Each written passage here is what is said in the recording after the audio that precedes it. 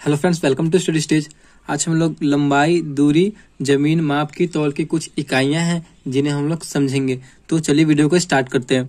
तो सबसे पहले हम समझते हैं कि एक इंच में कितने सेंटीमीटर होते हैं। तो एक इंच में 2.54 सेंटीमीटर होते हैं, मतलब 2.5 सेंटीमीटर के आसपास होता है एक इंच। ठीक, उसके बाद समझते हैं कि एक सेंटीमीटर कितने के बराबर होता है। तो एक सेंटीमीटर जो है 10 मिलीमीटर के बराबर होता है एक सेंटीमीटर।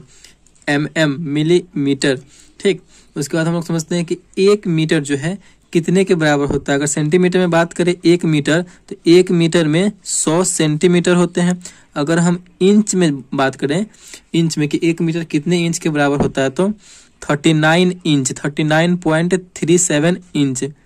ठीक, इंच में होता है। अगर हम गज में बात करें कि एक मीटर कितने गज के बराबर होता है, तो एक गज 1.0936 गज के बराबर होता है। ठीक, एक मीटर में देखिए आप, एक मीटर से 300 क्वेश्चन बन रहा है कि एक मीटर में कितने सेंटीमीटर होते हैं, तो 100 सेंटीमीटर।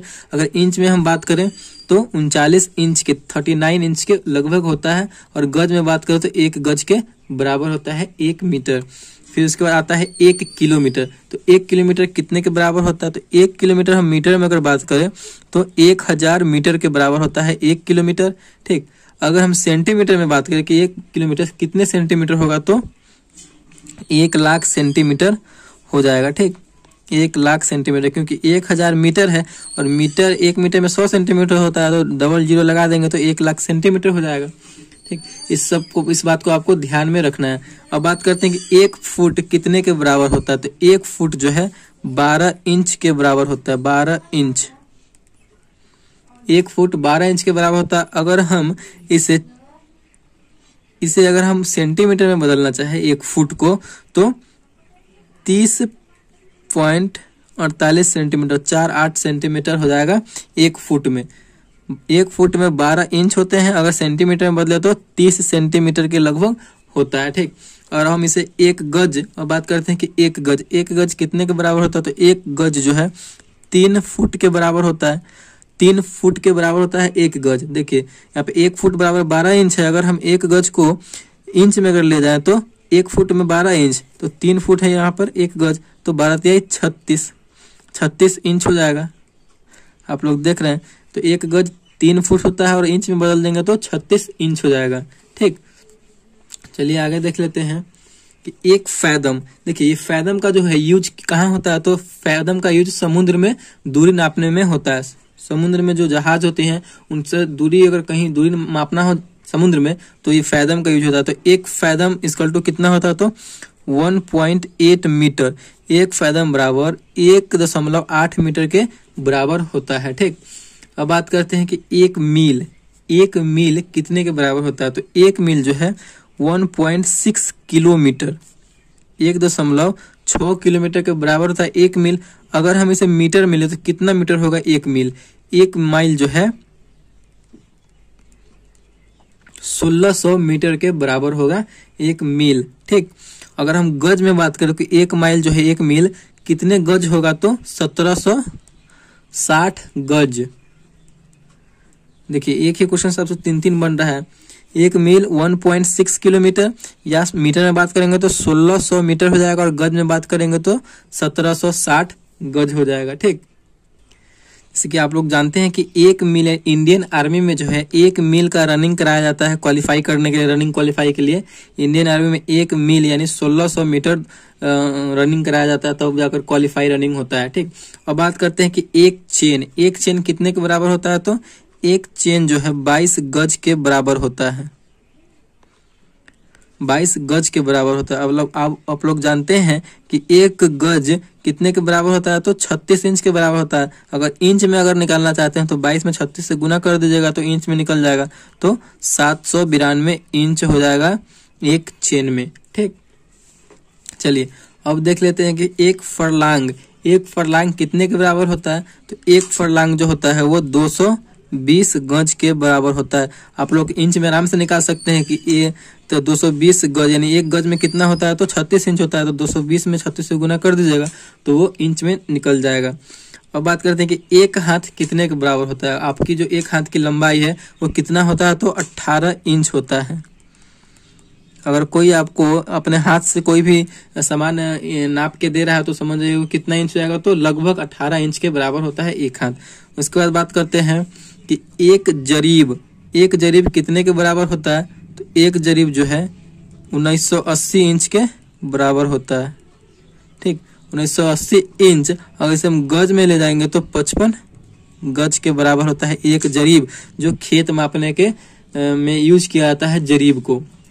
जरीब जो है खेती पैमाना में यूज किया जाता है। अब बात करते हैं एक लीटर में जो है कितना घन सेंटीमीटर होता है। ठीक, तो एक लीटर में जो है 1000 घन सेंटीमीटर होता है। सीएम यानी घन सेंटीमीटर, या 1000 मिलीलीटर।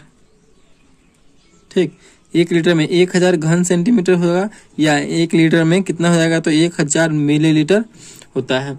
चलिए और देखते हैं, कुछ जमीन का पैमाना ले लेते हैं, उनको भी देखते हैं। अब बात करते हैं कि एक प्रकाश वर्ष कितने के बराबर होता है। एक प्रकाश वर्ष कहने का मतलब है कि 1 लाइट ईयर। तो ये जो है दूरी किसके मापन में यूज होता है, तो ये दूरी जो है ये प्रकाश वर्ष का यूज साइंटिस्ट लोग करते हैं। साइंटिस्ट लोग के लिए प्रकाश वर्ष का यूज किया जाता है, क्योंकि इस प्रकाश वर्ष से बहुत दूरी मापी जाती है। बहुत, जैसे कि कोई प्लेनेट से प्लेनेट की दूरी मापनी हो तो प्रकाश वर्ष का ही यूज किया जाता है। जैसे कि अगर मून से अगर पृथ्वी की दूरी मापनी हो तो ये प्रकाश वर्ष का यूज किया जाता है। तो पृथ्वी से मून की दूरी, चंद्रमा की दूरी कितनी है, तो 3,84,400 किलोमीटर लगभग है। तो एक प्रकाश वर्ष में कितना किलोमीटर होता है, तो एक प्रकाश वर्ष में यहाँ पे देख लीजिए 9.46 गुने 10⁻12 किलोमीटर, यानी एक प्रकाश वर्ष में इतना किलोमीटर होता है। ठीक, एक नॉटिकल मील की बात करते हैं। आपको समझ में आ गया कि एक प्रकाश वर्ष माप कहाँ पे किया जाता है, तो साइंटिस्ट लोग करते हैं। मतलब ग्रह से ग्रह की दूरी, सूर्य से पृथ्वी की दूरी, सूर्य से चंद्रमा की दूरी, इस चीज बड़े बड़े पैमाने में यूज किया जाता है दूरी में।